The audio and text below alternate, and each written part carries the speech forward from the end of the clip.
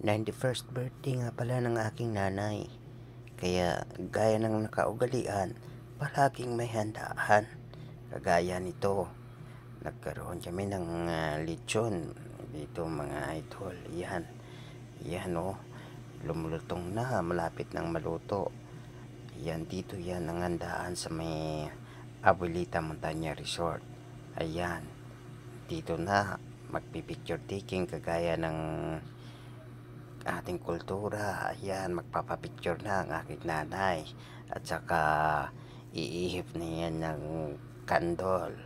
Ayan mga idol, sinindihan na yung kandila para maihip na ng aking nanay. Tuwang-tuwa naman dito ang aking nanay mga idol dahil sa kanyang 91st birthday ay nandito halos ng kanyang mga anak. Ayan, nandito na naman tayo sa kainan. Yun, yung naka-stripe, ako yun mga idol. Diretso kaagad ako doon sa may lechon. Ayun, kumuha kaagad ako ng balat ng lechon na malutong mga idol. Yun